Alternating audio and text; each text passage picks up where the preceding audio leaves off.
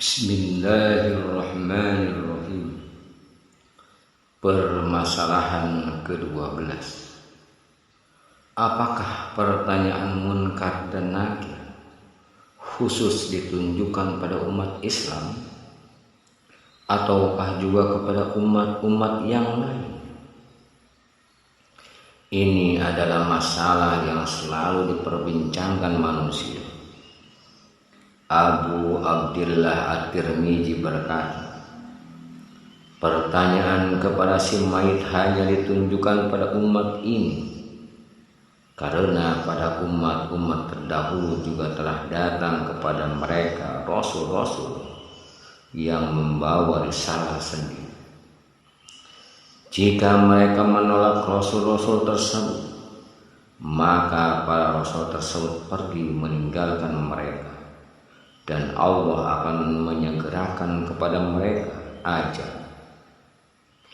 Maka tatkala Allah Subhanahu wa taala mengutus Muhammad sallallahu alaihi wasallam sebagai rahmat dan imam bagi manusia, sebagaimana firman Allah, dan di antara kami mengutus kamu melainkan untuk menjadi rahmat bagi semesta alam.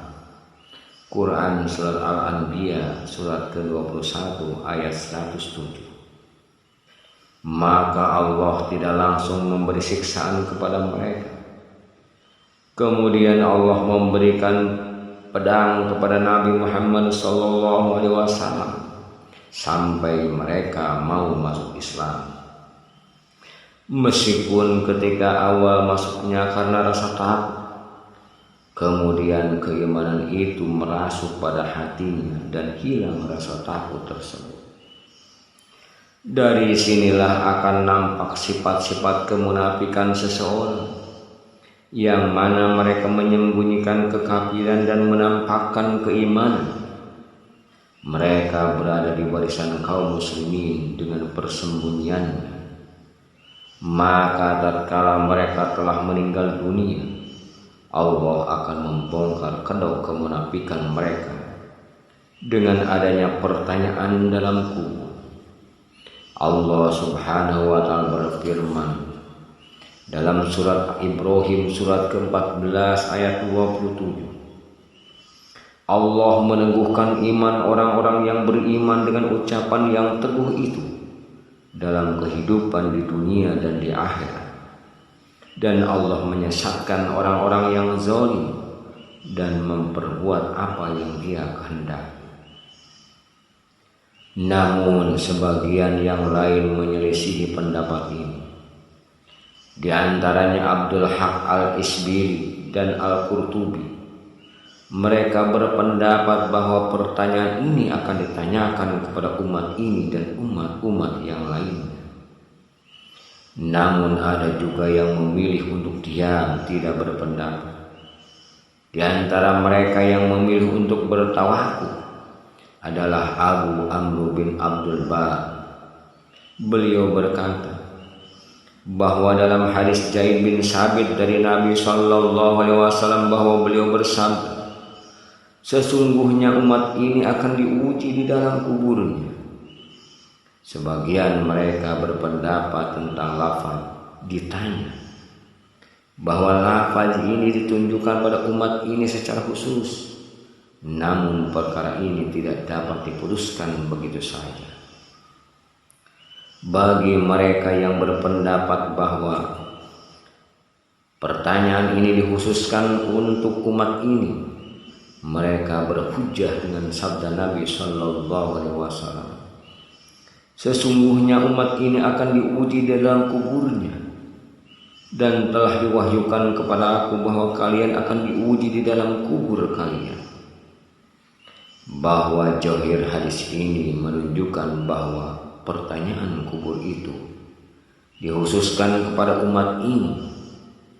Mereka juga menyatakan bahwa hal ini juga ditunjukkan dalam perkataan dua malaikat yang bertanya kepadanya, apa yang kamu katakan tentang orang ini yang diutus di tengah-tengah kalian?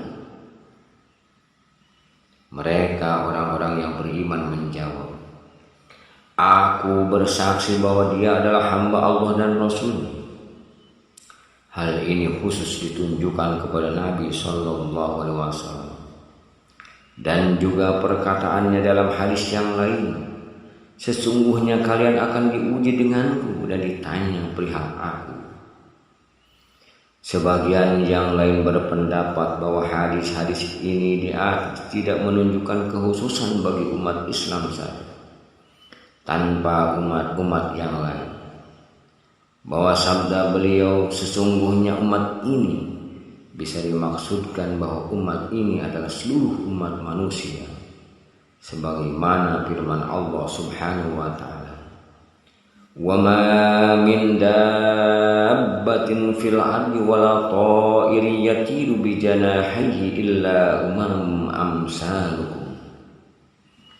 Dan tidaklah binatang-binatang yang ada di bumi dan burung-burung yang terbang dengan kedua sayapnya, melainkan umat-umat juga seperti kamu.